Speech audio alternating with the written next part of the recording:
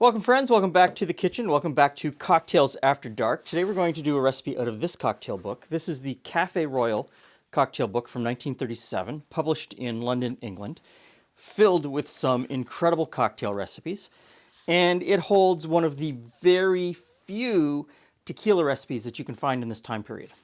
Tequila, prior to like the late 1960s, there weren't a lot of cocktails that used it. And if you're interested in tequila, I am. I'm very interested, and I've been reading these books. I read this one a while back, How the Gringos Stole Tequila. Very interesting story about the change in tequila over time. And this is one that, on the day that we're filming, hasn't been released yet. This is an early galley, and it's called Agave Spirits. Very interesting take on how agave spirits, mezcal, turned into tequila and how tequila is changing how mezcal is made. Pretty much everything you think you know, this is hyperbole, of course, hyperbole. Everything you think you know about tequila is a marketing story. It's not truth. So, in the time period that this was printed, 1937, what they were really asking for when they said tequila was vino mezcal de tequila. And it could have been any of the agave spirits that were made in Mexico.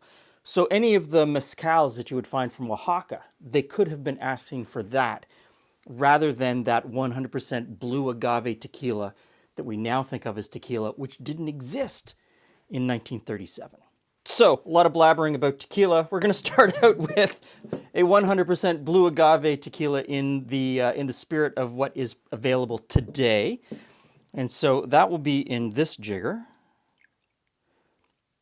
Mixing glass, sorry.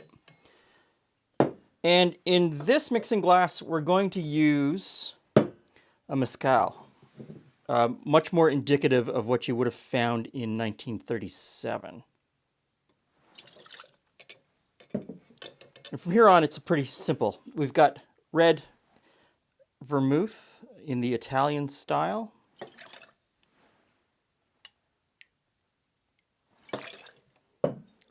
And white vermouth in the French style.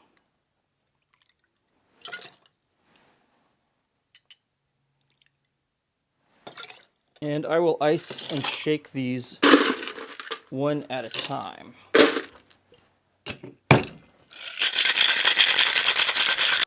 And get a double strain.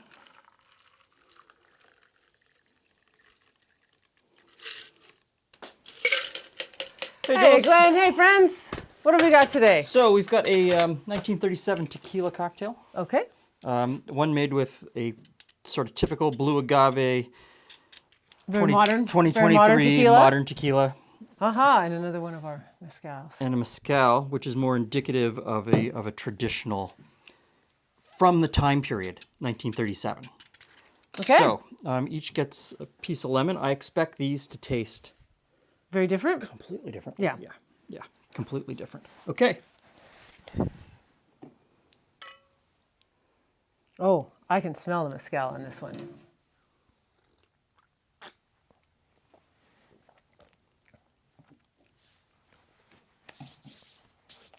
That is a smoky beverage, which is pleasant and lovely. I might get a sip. Oh yeah, no, I thought I'd have another one before I gave it up. Completely different. That fabulous smell of that particular like. Oh yeah, I'm guessing this one isn't quite the same. Wow. Very different. Very different. So not very unpleasant. Different. Not unpleasant. I would say they're different. Very different drinks. Yes. This one has that lovely combination of the two vermouths, which is always lovely. Something I really like. And this is, so in my mind, a little bit smooth. Mm-hmm. Doesn't take a whole lot of thought. You put it in, you drink it. It's pleasant. You go, oh, this is really nice. This one takes a little more thought and energy, but it's still very enjoyable. Yeah. That smoky, it gives it that bite. The complexity is really complex. I would say bite like but I don't mean it as a bad term. Interesting complexity. We can fight over this one. Well, yes, and so I mean, this is a cocktail that's very indicative of 1937. There's no citrus. So many of the cocktails from this time period didn't have any sort of juice component. And today, most tequila cocktails contain a juice component of some sort, and soda water, and all of those sorts of things. This is very indicative of 1937. It's all alcohol. It's all alcohol. All alcohol.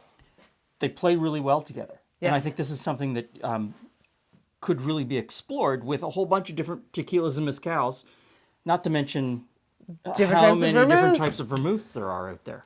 Oh my goodness, yes. Yeah. So overall, this is a good cocktail worth discovering more about. I'll take this one for the team. Thanks, Thanks, Jules. Glenn. Oh yeah, thanks for stopping by. See you again soon. I'm enjoying my cocktail.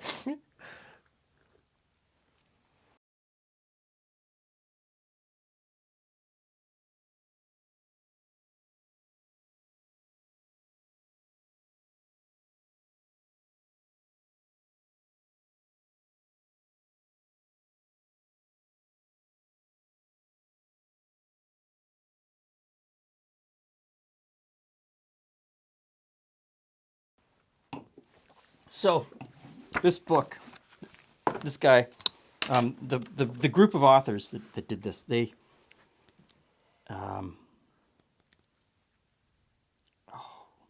where is it in here? You don't have one of your little yellow stickies. I didn't put it on.